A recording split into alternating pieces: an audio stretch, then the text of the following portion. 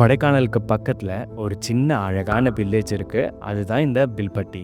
இந்த வில்லேஜ் ரொம்ப சின்னதா இருந்தாலும் இங்க ஒரு சக்தி வாய்ந்த முருகன் கோவில் இருக்கு.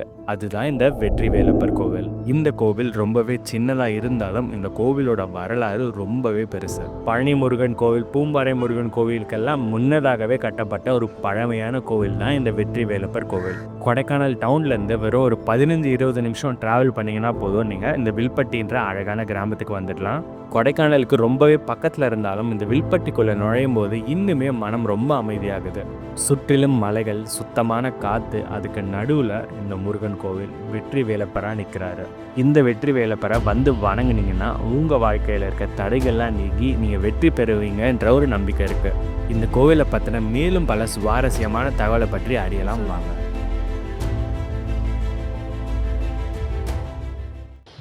இந்த கோயில் வரலாறு என்னன்னு தெரியுமாங்கய்யா? முத மாம்பழத்துக்காக கோச்சிட்டு வந்த முருகன் இவர் கோகமாக வரும்போது சிவன் வந்து தூக்கி சமாதானப்படுத்தி கொஞ்சன்னு தான் அப்பாவும் பிள்ளையும் ஒன்றா இருப்பாங்க. அதே மாதிரி மயிலும் பாம்பும் ஒன்றா இருக்கும். மயில் வந்து பாம்பை தூக்கி வச்சு முருகனுக்கு விளையாட்டு காமிச்சு சந்தோஷப்படுத்தின இடம், அது ஒரு சிறப்பு. இங்கே இன்னொரு சிறப்பு என்னென்னா, போகர்களுக்கும் முனிவர்களுக்கும் காட்சி அளித்த இடம். எந்த வடிவத்தில் காட்சி அளித்தாங்களோ அந்த வடிவம் முத செஞ்ச முருகன் சிலை கற்சிலை. இந்த சிலை செஞ்சது பிறகு தான், இது வடிவம் அமைக்கப்பட்டது பிறகு தான் நவபாசனம் தசபாசன சிலையெல்லாம் செஞ்சது. இன்னொரு சிறப்பு நவக்கிரகங்கள் வந்து தனிப்பட்டு நம்மகிட்ட இருக்குது. ஆனால் இந்த கோயிலை சுற்றி பீடக்கல்லால் அமைக்கப்பட்டிருக்கு. கோயிலை சுற்றி வந்தால் 7 பீடக்கல் இருக்கும். கோயிலுக்கு முன்னாடி ஒரு பீடக்கல் இருக்குது, 8. 9வது சூரிய பகவான், அவரும் சிவனுக்கு கீழே இருக்கார். இது முத எழுப்பப்பட்ட கோயில்னால சூரிய பகவான், சிவன், முருகன் இப்படி நேர்கோட்டில் இருப்பாங்க. அப்பாவும் பிள்ளையும் ஒன்று, நவக்கிரக நாயகர்களும் ஒன்றுங்கிறது இந்த கோயிலோட ஐதீகம். நம்ம வந்து இந்த கோயிலில் இப்படி ஒரு சுற்றி வந்து இவரை பார்த்தோம்னாலே நமக்கு இருக்க தோஷங்கள் தீருங்கிற ஐதீகம் இந்த கோயிலோட ஐதீகம். இன்னொரு சிறப்பு என்னன்னா, நம்ம எவ்வளோ நம்பி கும்புறோமோ இவர் கூட பேசுவார். இவர் நம்ம கூட பேசுவார், நம்ம கனவுலையும் காட்சி அளிப்பார். நம்மளோட நம்பிக்கையும் இதுவும் இருந்தால் அவர் கூடவே பேசுவார். அதான் இங்கே உள்ள சிறப்பு. இன்னொரு சிறப்பு என்னன்னா, பாண்டியர்கள் காலத்தில் பூன்பாண்டிங்கிறவர் கட்டப்பட்டது இந்த கோயில். உள்ள இருக்க கருவறையும் இந்த இருக்க இடுமன் கோயில். இங்கே இருக்கிறது இடுமன், கடமன், நடுவில் சிவன் இருப்பார்.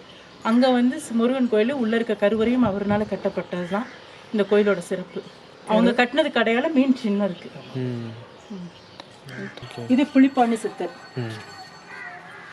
சித்தர்களும் போகர்களும் இங்க வாழ்ந்தது கடையாளம். இது வந்து அர்ஜுனர். இந்த ஊர் வந்து அர்ஜுனர் தவம் பண்ணணும் ஒரு வில்பட்டி. ஓகே, அதனாலதான் வில்பட்டி. அர்ஜுனர் தவம் பண்ணிக்கிட்டு இருக்கும்போது சிவன் வந்து பன்றி வேடத்துல வந்து அவரோட தவத்தை கலைக்க வருவாரு. அப்ப இதை எடுத்து, அதனால இதை வச்சிருக்காங்க. அவருக்கு தவம் பண்ணும்போது பன்றி வந்து கலைக்கும் போது கோகத்துல வில்லு விடுவாரு.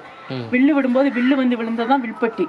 இந்த பன்றி போய் தெரிச்சு பன்றி மலைன்னு சொல்லி ஒரு ஊர் இருக்கு, அங்க போய் விழுந்ததா பன்றி மலை. இந்த ஊருக்கு அந்த ஊருக்கு தான் லிங்க். இன்னொரு சிறப்பு என்னன்னா, பாண்டியர்கள் காலத்துல கட்டினது கடையாளம். இப்ப இந்த கல்லு இருக்குன்னா இந்த கல்லுலயே செதுக்கப்பட்டது. ஒரே கல்லுல செதுக்கி இந்த சிலையும் அதிலே பண்ணிருக்காங்க. இந்த இவருக்கு இந்த கோயில் ஒரு ஆலயமா இதுல அமைக்கப்பட்டிருக்கு. கோயில் டைமிங்ஸ் என்னையா? நேரம் திறந்திருக்கு காலையில 7 இருந்து சாயந்தரம், வாரத்துல எல்லா நாளும் திறந்து. சிறப்பான நாள் ஏதாவது இருக்காது? திருவிழா அந்த மாதிரி நம்ம ஊர்ல? திருவிழாங்கிறது வந்து பங்குனி உத்திரம். இங்க பெரிய திருவிழா, கிராமமே சேர்ந்து கிராம வழிபாடுல இங்க நடக்கும். அழகு குத்துவாங்க, காவடி எடுப்பாங்க, குடங்கள், பன்னீர் குடம், பால் குடம், தீர்த்த குடங்கள் நிறைய வரும் இங்க. அது ஒரு சிறப்பு. இன்னொரு சிறப்பு என்னன்னா, கார்த்திகை, பெரிய அண்ணாமலை தீபம் கார்த்திகை வருது பார்த்தீங்களா, அன்னைக்கு இந்த கொடி கம்பத்துல தீபம் போடுவோம் நாங்க. இங்க தீபம் போட்டாதான் நல்ல நேரம் பார்த்து தீபம் போடுவோம். அதே டயத்துக்கு கிராமத்துல தீபம் போடுவாங்க. வீட்டுகள்லையும் இங்க தீபம் போட்டது பிறகு வீட்டுல தீபம் போடுவாங்க. அந்த ஐதீகம் இன்னும் கடைப்பிடிச்சுக்கிட்டு இருக்கோம். இன்னொரு சிறப்பு, தைப்பூசம்னா எல்லா முருகனுக்கும் கல்யாண நாள். இங்க இருக்க முருகனுக்கு மட்டும் தலைவலி. இவருக்கு வந்து தலைவலினால நாங்க கிராம சார்பில் கடுகு, வெள்ளைப்பூடெல்லாம் வச்சு அரைச்சி முன்னாடி இருக்க பீடக்கல்லில் 10 போட்டுருவோம். 10 போட்டு வெள்ளை துணி வச்சு மூடிடுவோம். மறுநாள் காலையில், தைப்பூசத்துக்கு மறுநாள் காலையில் பொழுது அடிக்கிறவங்கள அந்த 10 எடுத்துருவோம். 10 எடுத்துட்டு நம்ம சாப்பிட்டா தீராத வியாதியும் தீருங்கிற ஒரு ஐதீகம் இங்கே இருக்குது. மெயினாக தலைவலிக்காரவங்களுக்கு தீந்துருங்கிற ஒரு ஐதீகம் இங்கே இருக்குது. இன்னும் கடைப்பிடிச்சிட்டு இருக்கோம். இந்த கோயில் வந்து பூம்பாறை, பழனி அளவுக்கு சக்தி வாய்ந்தது அப்படின்னு சொல்கிறாங்க. பட் அந்த அளவுக்கு மக்கள் வருகை இருக்கா? இல்லைங்கய்யா, கம்மியாக தான் இருக்கு. நிறைய மக்களுக்கு இன்னும் தெரிய வரல. கிராம வழிபாடுல இருந்தனால தெரியல. இப்பதான் கொஞ்சம் வெளியில ரீச் ஆயிட்டு இருக்கு. இவ்வளோ ஒரு பழமையான கோவில் இன்னும் நம்ம மக்களிடையே சென்றடையலைன்றது கொஞ்சம் வருத்தம் அளிக்குது. நீங்க அடுத்த முறை கொடைக்கானல் போனீங்கன்னா இந்த அழகான கோவிலை கண்டிப்பா போய் விசிட் பண்ணிட்டு வாங்க.